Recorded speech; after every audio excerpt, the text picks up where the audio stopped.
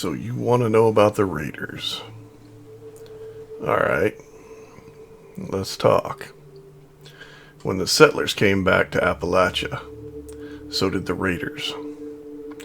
They were one big group at first.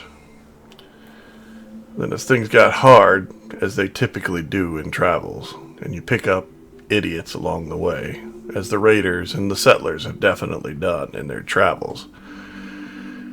Well, differences of opinion is the best way I know to put it. You see, the Raiders that are up at Crater, well, they're currently under the command of a lady named Meg Gordon.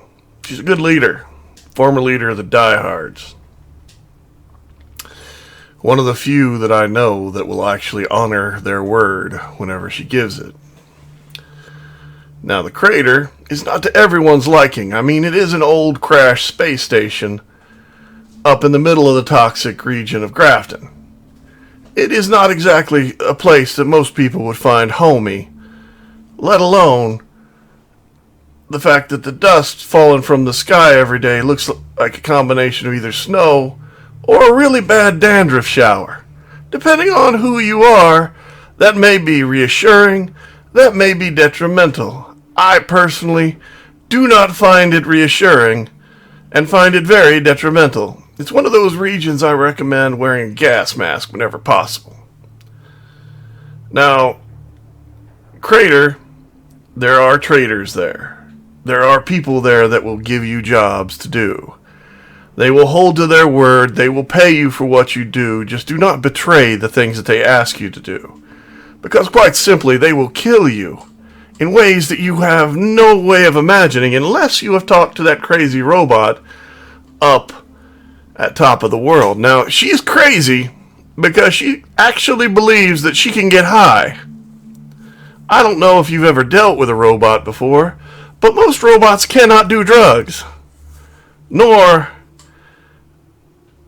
are they so inclined to do so. So I don't know who programmed her mental faculties and made her what she is. I think his name was Thorpe. But he was definitely a piece of work. Crater has very few redeeming features. There's a few people that you can trust. There's an old ghoul named Lou, a little girl, and her super mutant protector. And then there's some idiot running around in a suit that thinks he stepped out of a magazine pre-war.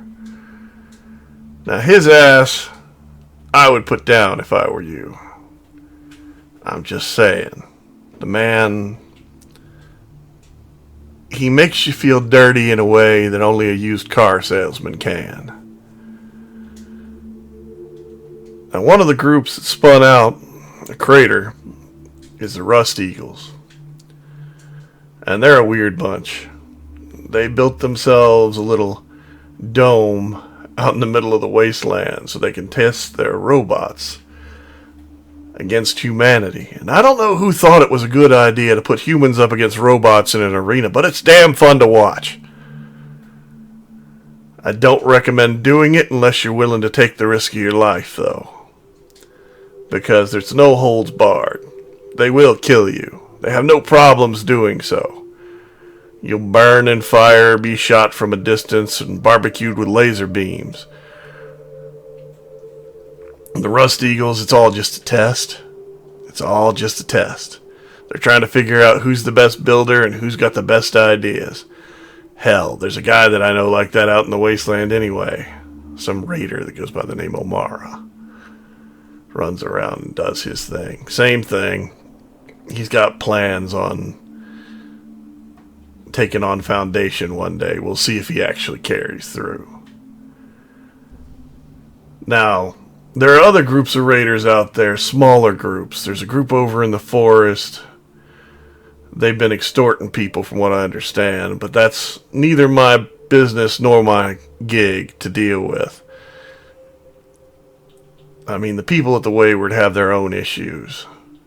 And then there's that group that wants to run around and pretend that they're actually the Brotherhood of Steel.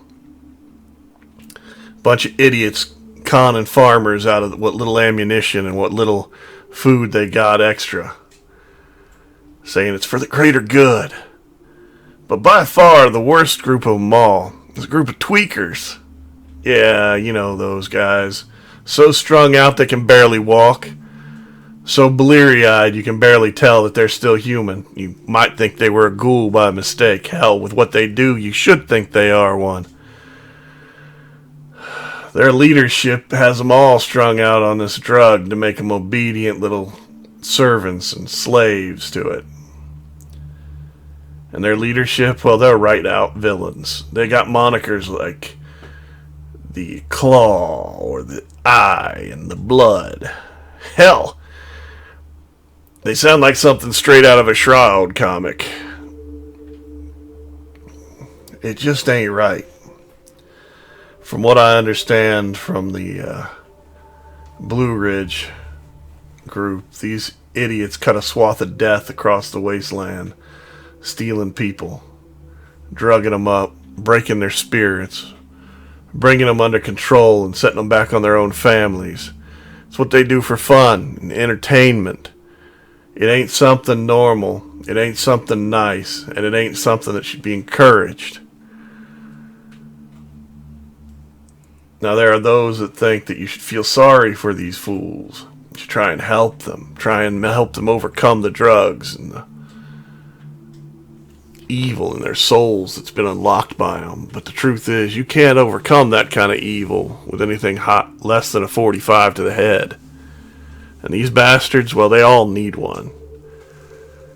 And anybody fool enough to try and bring a Blood Eagle home and redeem them, well, they've ended up fodder for those Blood Eagles themselves.